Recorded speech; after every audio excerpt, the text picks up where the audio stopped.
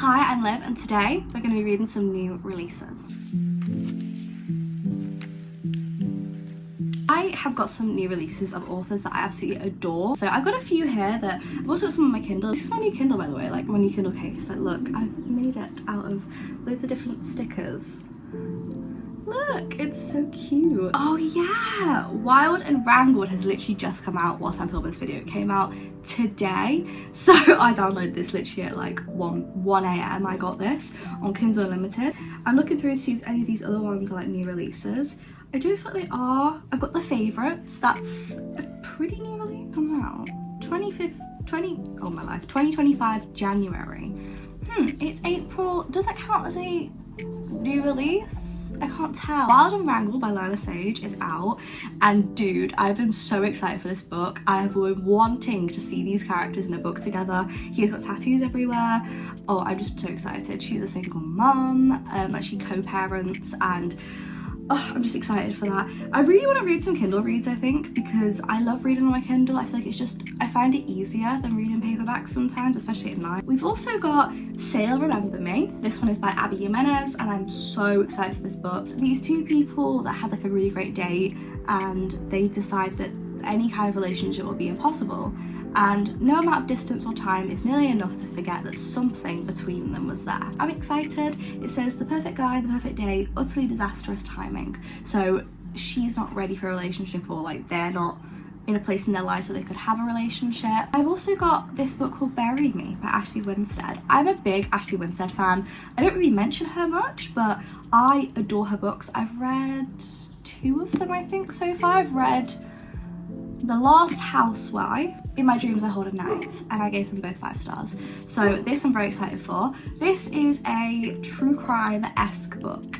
That's what she's really good at writing. It's like thrillers. So this person, her father dies, and she finds comfort in the Real Crime Network, which is like an online, kind of like a Reddit. They search into loads of crimes that happen, and 3 college students are viciously stabbed to death. Seems at random, and the whole online community is set ablaze, and they're all trying to find out what happened. So Jane and her team decide to take the investigation into the real world and travel into the small town looking for answers. I'm really excited for this one, and it came out literally not that long ago, and I straight away was on Waterstones, and I was just like, yeah, take my gift card. I've got these 2 physical ones, and then I have got some Kindle ones potentially. I'm gonna start with Wild and Wrangled. I honestly think I'm going to start with that one. So this one's about Camille, and she is a single mother. She finds herself abandoned at the altar with nowhere to live, and she discovers her dream house in her hometown is available, and there's one problem: the neighbour, Dusty. So Dusty has spent nearly all of his adult life running from his feelings for Cam, but since returning home, the girl who was his first, well, everything, has become a woman seemingly determined to keep him at arm's length. Despite Cam's best efforts to stay away, she finds herself increasingly drawn to Dusty, and as past wounds open up and feelings, both old and new, wreak havoc, Cam and Dusty begin to wonder if their first love was meant to be their last, and this time, will it be forever? We've got like a past history, and they're trying to distance themselves from each other, but they're just getting drawn to one another. I love those plots. Like, I honestly eat them up so much. This is the cover of Wild and Wrangled. I'm just gonna show you it real quick. I love the cover of this book. It's so pretty, but I'm really excited for this.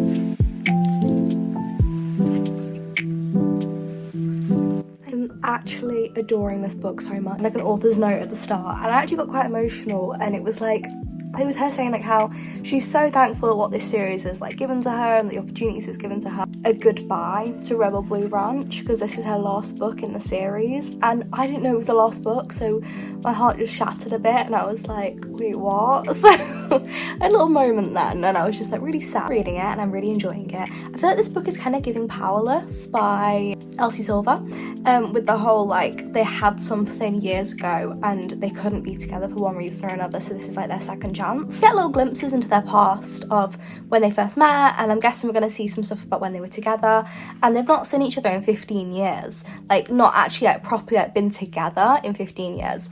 And so they've not fully seen each other in years, and there's always been like this vibe though. He's only ever seen photos of her, and he's always really like had a thing for her still, a thing for him still as well, but they don't know this stuff about each other. I just want to say there's little bits in this book that you can tell that he really knows her, that I love. Like, for instance, she's got really straight hair in her outfit that she's got on right now. Her hair's like all done up for her wedding, obviously, and it's straight. And so he's given her some water and a towel, and she was like, what's this for? And he said, I know you hate having your hair straight, so I thought you could spray it, and like, you know, the towel's there as well. Like, you'll say it goes frizzy, but believe me, it doesn't, because she's got naturally curly hair. So he's trying to like let her have her curly hair again if she wants to, and just get rid of the straightness.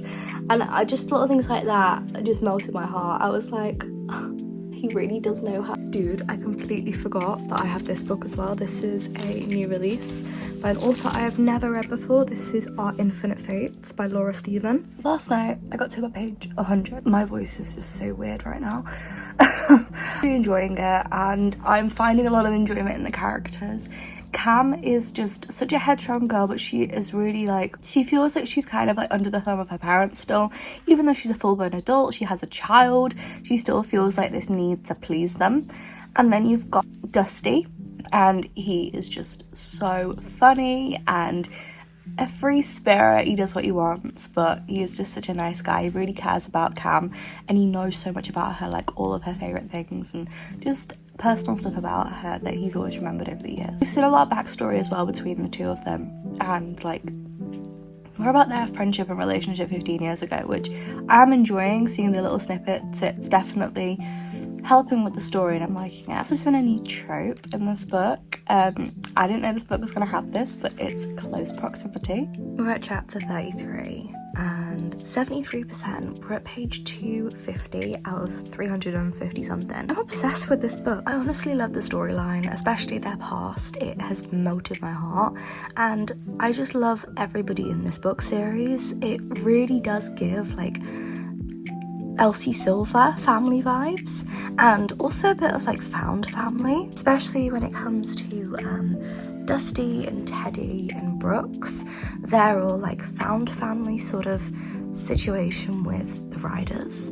Oh my god, my voice. Oh, early morning. I say early. It's 10:35. We're getting a lot of stuff about the dynamic that Cam has with her parents, and about their expectations of her. Get to those expectations. She doesn't feel like she can fulfill them. Yeah, I'm going to continue a bit more actually. I was aiming just to read like 10 pages or so, but we ended up reading 50 pages this morning.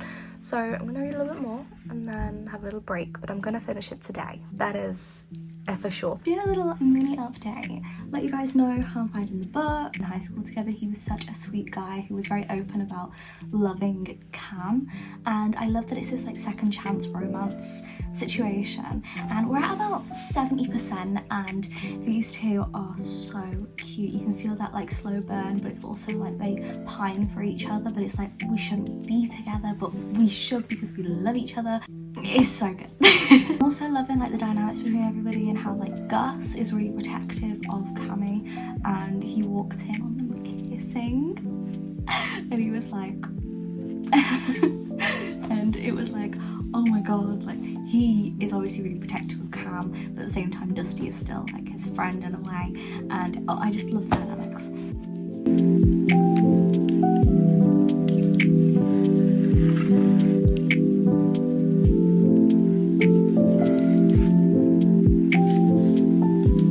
I have been out and I'm just sat reading this book. I'm currently at 88%.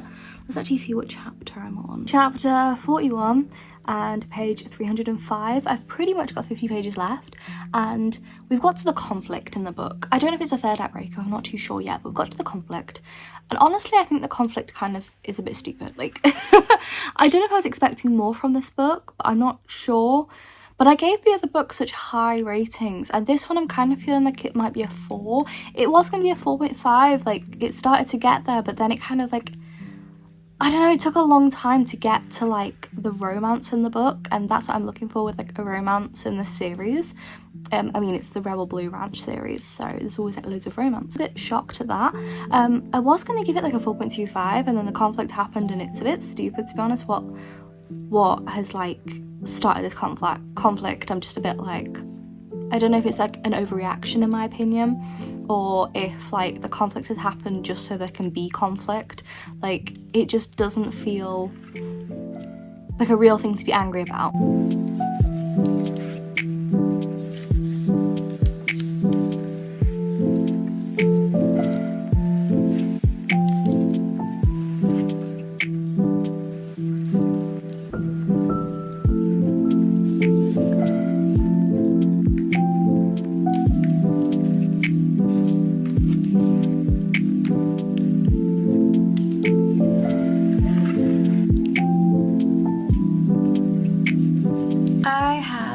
Officially finished the book. I finished Wild and Wrangled by Lila Sage, and I don't know, I am gonna give this, I think a 3.75 definitely fits this book for me. Definitely lower than I was expecting, and I'm a bit sad that it's as low as it is. This hair is crazy. Right, so I thought this book was gonna be very similar to Powerless by Elsie Silver. I thought, you know, it was very similar premise of like, they used to be in love when they were in high school, and like when they were younger, something stopped them from being together, and now it's like their second chance.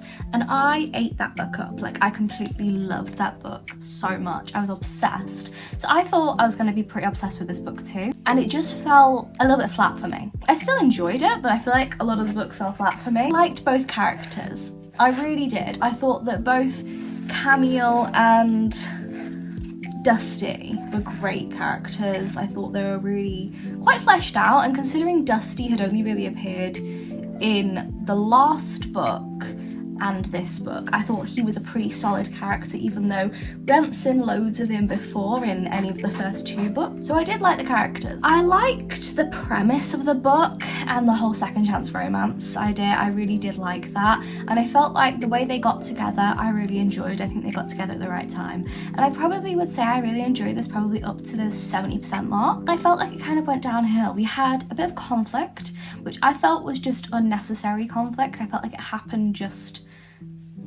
so there could be conflict in the book, which I didn't like very much. I thought that it was a bit unnecessary, and we could have had more of seeing these two together and like building their lives rather than a conflict that's gonna like stop the romance. A little bit unnecessary for me. I also thought the epilogue was okay. I got it, you know, it was all right, but I just felt like it was a little bit unnecessary. I didn't really need this epilogue.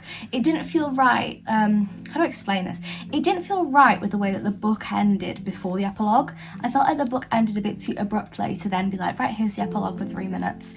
So I just felt like the ending, there could have been a bit more resolve, brushed over the fact that the reason they broke up was one of their faults, really.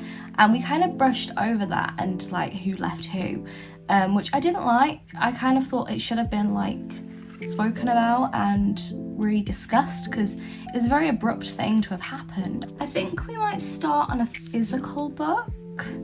Maybe do a tandem read potentially, because I am interested in reading the favourites, if I'm honest. Like, I really do want to read the favourites. But I've also got Say You'll Remember Me, which is a romance. Just not sure if I'm in the mood for another romance or if I want a thriller, which I've got this book called Bury Me, which I'm very excited for. I think that book is like kind of drawing my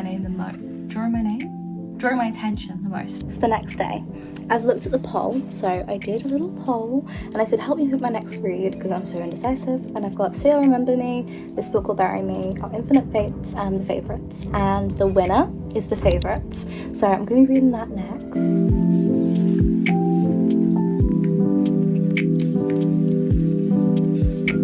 I'm at 21 pages so far, and this book's 437 pages long, which I forgot to mention.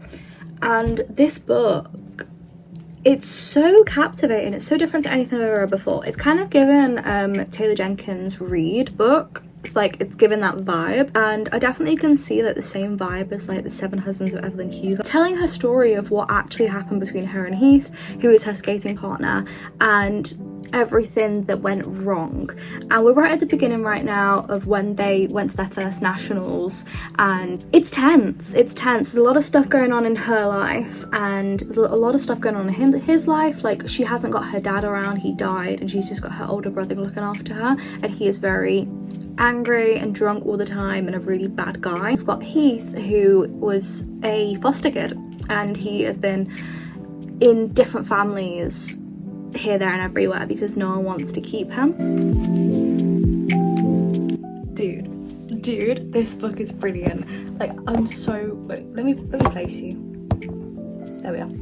Oh, no we're not. There's no words right now. I'm actually so happy I'm reading this book. So I'm actually at page 126, which is 27% into this book and chapter 24. I'm in part 2 right now, and this book is so good.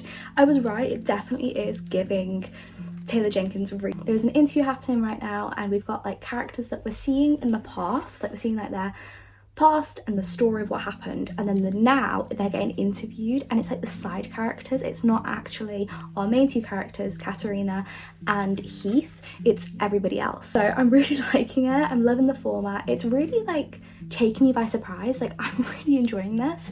If you want a book that's gonna like captivate your attention, keep your attention as well, and a good paced story that isn't like, you know, a clear cut, this is going to be the ending. It's definitely a story that's like, you don't know what's going to happen.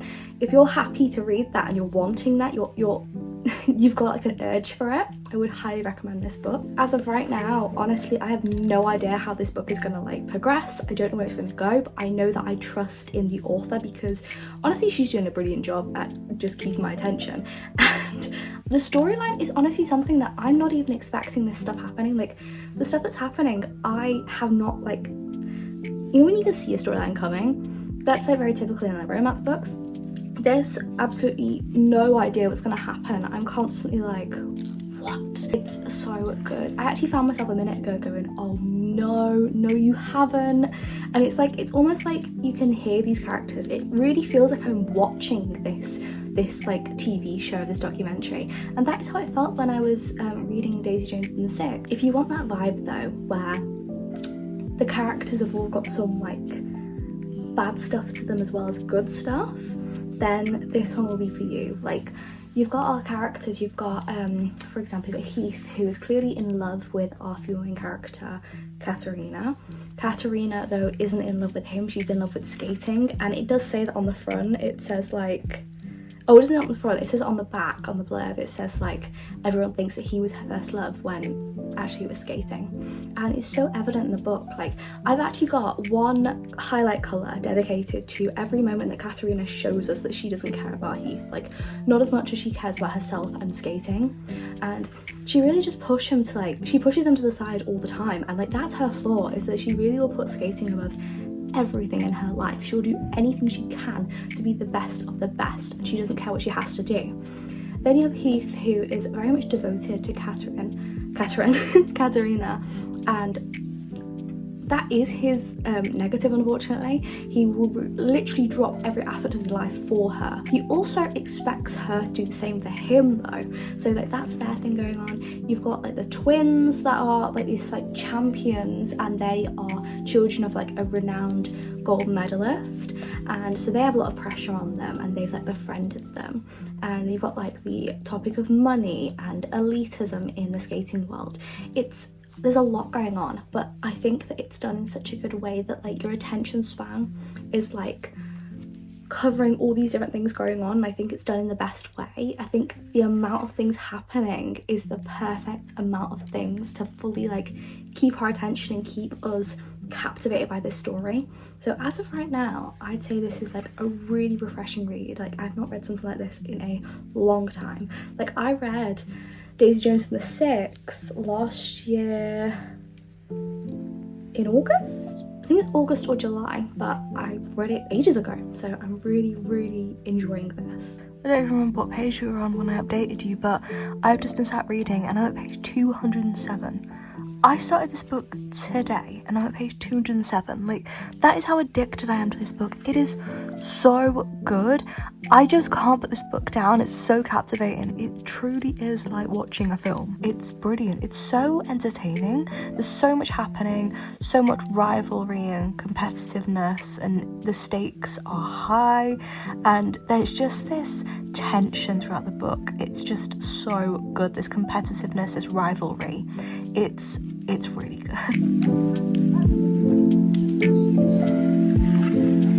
it is the next day. I have been reading the book this morning. I read it last night as well, and I'm at page 311. I know I said 111. I'm at page 311, and it's so good. Like, I want to put you down so I can talk to you.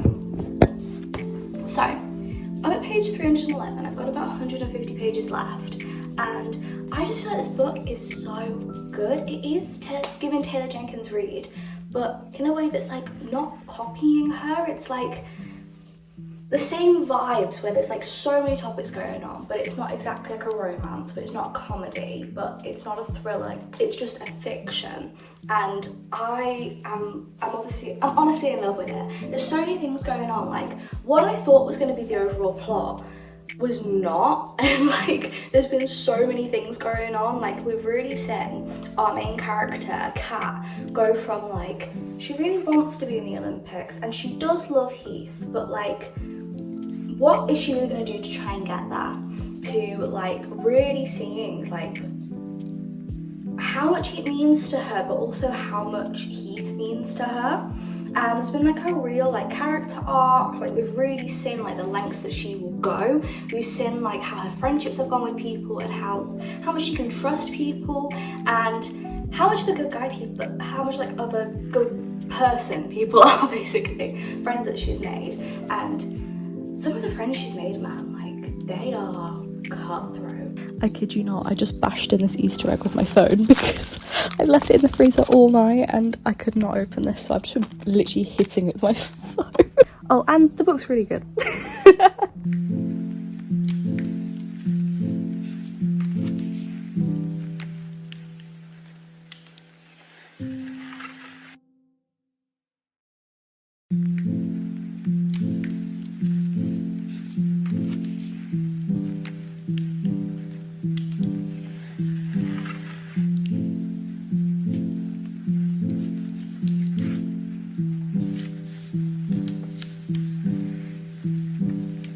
Dude, I finished the book.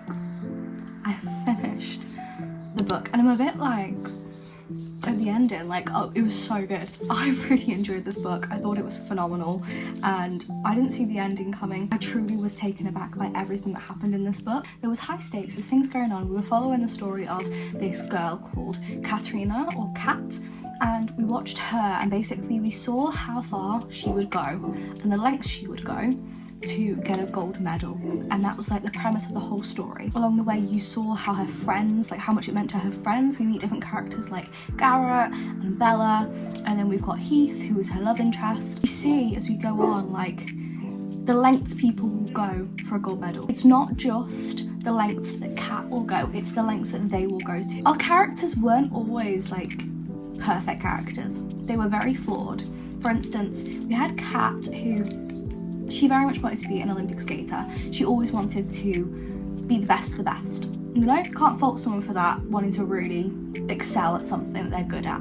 When you've got things like her lying to her skating partner, or ignoring her boyfriend and like purposefully hurting him so she can get ahead, or even putting skating first no matter what, no matter who it hurts, no matter who she's closest to feeling upset and hurt by her, and she doesn't care about it.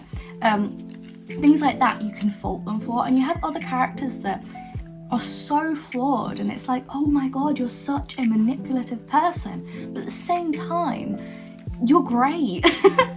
It was one of those books that you do end up caring about these characters in so many different ways. It's like, oh my god, you're such an idiot, and then oh my god, I love you so much, and then oh my god, what is wrong with you?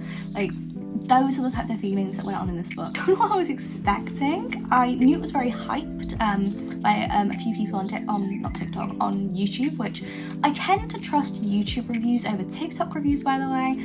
So I was a bit interested by it, and that was the only reason I read it, was because I saw a few people on YouTube say that they really was enjoying it. So I was like, okay, I'll give it a go. I've never really read a book about ice skaters that has been like a serious book. I've read a romance before, but never like a serious book. Dude, this book really just blew me away. That being said, I gave this book a 5-star.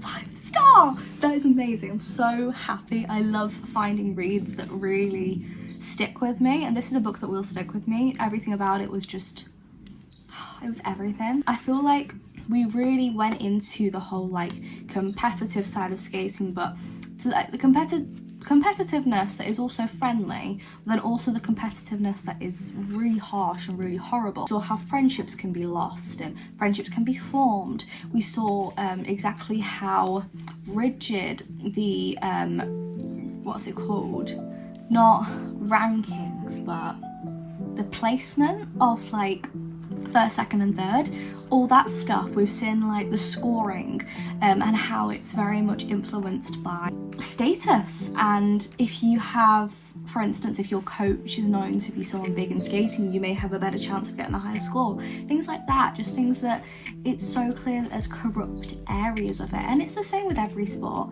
There are some corrupt areas, but I'd say that skating, like, it definitely has got quite like an elitist thing about. And I've never read anything by this person before. She's called Lane Fargo, and honestly her style of writing was brilliant. It was refreshing. I just couldn't get enough of it. I thought that the way she wrote it all was very captivating. The pacing was really good. It flowed really well.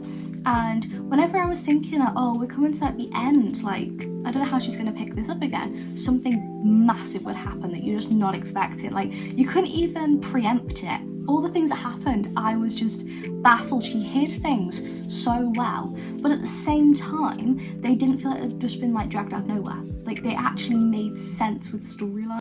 Favourites? 5 star. I'm not sure what I'm going to read next.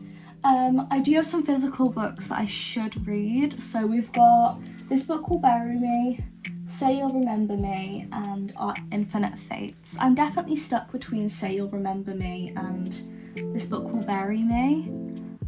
I'm kind of edging towards Say You'll Remember Me.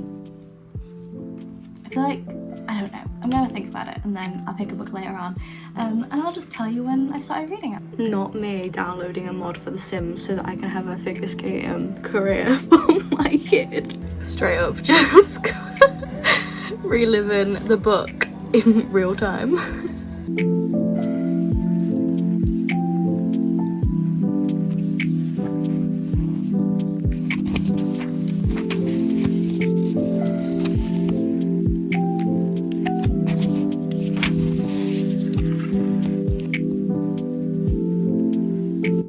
Started my next book. It's actually quite late. What time is it? 8:30 at night. It doesn't feel like 8:30. This is the sunlight at 8:30 at night. That is strange. But I've started Say You'll Remember Me by Jimenez. Pretty new book. It literally came out, I think, last month. I'm liking it. I am 23 pages in, chapter 4, and I'm not like too far in. I'm just this little chunk at the front, literally a tiny sliver. But it's really, really good. So we've got our 2 characters, Xavier and Samantha. And Samantha has found a kitten that is not very well, and she's basically decided to adopt it because it's come through the cat distribution grapevine. If you don't know what that is, it's basically where you have a stray cat that keeps visiting you and keeps visiting you. You've tried to see if it's got an owner and it hasn't. It's a sign that it should be your pet. So that is what she's decided, and she wants to adopt this cat basically. So she's taken it to a vet, and at this vet, the doctor is Xavier. Now Xavier is the doctor at this vet, and he checks out the cat, and he's really rude to Samantha, and they get off really on the wrong foot, and he's broody and he's just an absolute arse, honestly. But he's brutal, but not in a way that's like uncalled for. So Xavier is somebody that's had to deal with watching pets die. He is a vet, of course, so he has to put animals down, and he has to put up with a lot of owners not looking after their animals very well, times where people get their kids dogs and cats for Christmas, and then by February they'll just dump them somewhere, and he has to look after these pets that have just been abandoned. He gets very harsh with owners that don't take his advice, and she didn't want to take his advice for something, and he got very catty. Oh, catty. I didn't realise. He got really arsey with him and catty, with Samantha, with her, and they had a bit of a tiff, but she is a very sparky person, and she will come back with things and happily try and prove people wrong, which is what she did. So that's where we're at right now, and they're going on their first date. But they're going on their date, and this guy is being described as Rysand. Like, I'm not even just saying like his descriptions are similar to Rysand. I mean, he's actually being described as Rysand. Rysand's name is in this book. So he's basically asked for some advice from his friends, and they've said, look, you're kind of giving this like really intense person vibe. So they were saying to him, you're really tall and you don't smile, and it's really intimidating, really. And then one of them went, you know what, you're giving like Rysand, like it's not bad. And he was like, what's a Rysand? I'm at 182 in one day. So I'll be honest, I actually haven't read a single page of the actual like physical copy. I've been reading the audiobook because Abby Jimenez is like the people she picks for like the narration in the audiobook, they're brilliant. Like, the stories feel real. Like, I don't even know how to explain it. The voice acting is brilliant. The emotion and the emotiveness of their speaking, it feels real. It feels like they mean everything, basically. So I've read, like, honestly, the first half of the book completely even reading my audiobook. I'm loving this book. It's really good. So we've got our main character, Xavier, and our other main character is called Samantha. Our main characters, we've got Xavier, and he's been through a lot in life. Like, he has been through abuse, and this is like physical and mental abuse, and he is a vet. He's a really caring person, but I feel like because of everything he's been through, he really wants to be there for people, but he struggles with showing his emotions. He's not a man of many words, but he's definitely an actions man. Like, if you want to know how much he cares about someone, the actions will tell you everything. He is really affectionate and caring with the actions he does. Samantha is dealing with a lot right now, and I feel like it's definitely hard for her in this book. I find out that Samantha is actually moving back home to look after her mum, who has very, she's got dementia, but she has got it in her 50s. Like, she's so young and she's got dementia and she's really struggling, and their grandma is living with her, and all Samantha's brothers and sisters are living there trying to look after the mum, but she's really struggling, and Samantha is going home to help. But Samantha's like, just forget about me, because there's no way it's going to work, because I'm not moving back to this place ever again. I'm moving away to a completely different state. All the stuff we've seen with Samantha and her mum has been really emotional, really. Samantha cares about her, and our whole family cares about her as well. Like, obviously they care about their mum, and the grandma cares about her daughter. Like, they look after her as if she's a mum or she's their daughter, whereas Samantha looks after her as though she's a person. So I want to explain this a bit better. For instance, the other family members, they obviously care about her and they want to make sure she eats, and they're quite firm with her when they're saying, like, this is what we're doing today, and if she's like, no, I want to do this, they're like, no, we're doing this, because they're trying to help her, and she struggles with her memory and things, and they're trying to do their best with her. Whereas Samantha really cares about her as a person, because, for instance, she'll ask her opinion. So, for example, there was a scene where they were deciding what they were going to eat, and they all kind of decided without even consulting the mum.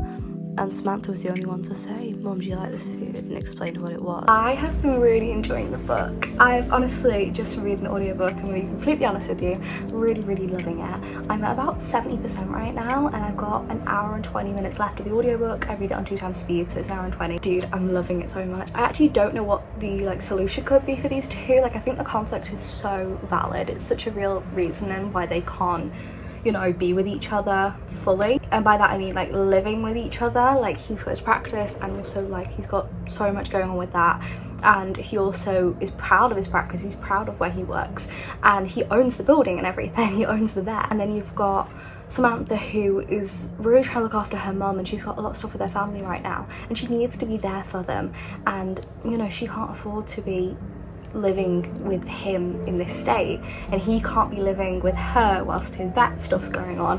It's a whole big thing, basically. I really want to see them get together. it's definitely a book that's like, you can feel that they're adults, with how like the conflict makes sense. That's pretty much the only reason they're struggling to be with each other, is because they both are needed where they live, so they can't really drop everything and move in with the other person. There's a lot of stuff going on like in their pasts as well, like especially Xavier. He's had a lot of abuse in his upbringing and he's still trying to deal with that and come to terms with it, and you can see how it still affects him to this day. And the way that these two react with each other and they communicate is so adult. They're so honest and open with each other, and that is just, to me, an adult relationship.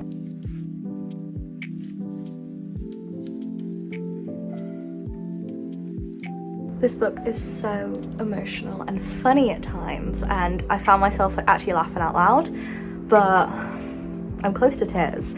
I'm close to tears with some of the stuff that's happening. It's a really good book. I have finished the book. I'm just faffing around with my makeup right now. I've just finished dance practice and I am sweaty and my eyebrows had not lasted that dance class. I had a great time. I ended up giving this book a 4.5 star, and it's a solid 4.5 star. It's not like one where it's like, it's kind of got there, or it just missed a 4.75. No. This one is for sure a 4.5 star. It was really, really good and I really thoroughly enjoyed it. I've written some notes down so I can actually tell you guys what I thought. So I read all this on audiobook, so the whole thing, because as much as I wanted to pick up the actual physical book and actually read it, every time I went to, I couldn't stop thinking about their voices, like their real voices, the characters, and the narration was just so good. What I've said here is things I loved about this book. It was a very emotional book, and I thought that we really touched some really deep topics. So in this book, the deep topics we have got are, first of all, we have childhood abuse from parents, physical and mental. There are discussions of pet abuse and animal abuse. There is also death of an animal because of abuse, which is discussed. Which is an off-page thing that's happened, but it's discussed. And there's also early dementia discussed, and we see the deterioration of somebody with dementia and somebody watching their loved one go through dementia. We see a lot of stuff about that, with like how difficult it can be and how hard it is for everyone around them, and really like what it makes people do, like what it pushes people to do when they're having to help somebody with that. So I really enjoyed this book and I felt like it was a really good book. I've put here that it was an understandable reason to have doubts in a relationship, because they both had such different lives. They had so much that they both needed to do in their lives, and they had so much like relying on them, and that was the thing. They were both being spread way too thin. The thing about this book is these two characters clearly were meant to be together. They were both in love with each other so much, but to be able to get to go to each other's state, they had to work so much to be able to afford plane tickets. And it got to the point where our male main character, Xavier, was literally working himself to death. Like, he was getting like 4 hours sleep at night, and he was working night shifts, and he was doing everything he could to get as much money as possible so he could go and see her as much as possible. A lot of stuff happening in the book that were very like realistic things, that it were like real reasons why they couldn't be together. And it was like all these forces are pulling them apart, but they still want to be with each other, and it was so sweet on that end. I put, after 80% of the book, I was fully on the verge of tears. So much was happening, and you really felt these characters, because Abby Jimenez is so good at making you care about characters that are literally just, you know, words on a page. She is so good at making you care about them and makes them feel real. And I think that, especially as well using the audiobook, the narrators were brilliant. Abby Jimenez's narrators are always great. She always picks the best voice actors. After the 80% mark, the amount of things that were happening to these two characters, the amount of stuff they were going through, it really got to me, and I felt heartbroken for them, and it really made me sad. And you just root for them so much. And the thing with this book, which I don't have with many books, is all the reasonings of why they couldn't be together. I was like, oh my god, how are they going to get out of this situation? Touched a nerve. Like, it really hurt me, but in such a good way. Like, she really made me emotional, basically. I thought that it was a really good resolve, and I did like it. However, just a little nitpicky thing, like the tiniest thing, I thought that the resolve of the romance should have been longer. It was pretty much like 3 pages or something, but I think that the resolve of the romance should have been like a couple chapters, and really seeing like how it all came about, because we know why it happened, because that bit got explained, but we don't quite know how on one of their ends, like how they managed to do it. I want to say thank you for watching. We actually managed to read 3 books this video. We had this one, Wild and Wrangled, and The Favourites. If I'd have to recommend any of them, I'd say they're all brilliant, but if I had to recommend any of them, I'd say The Favourites was my favourite book. It was brilliant. Like I still think about that book. Like it's on my mind 24/7, so definitely a 5-star read for me. Would highly recommend. I will see you guys next on Thursday next week, and we're going to move on to our May stuff, and there's soon going to be an April reading wrap up, because I've read quite a lot of books this month, and probably still going to read some more before the end of the month and before this month's over. Thank you for watching. Bye!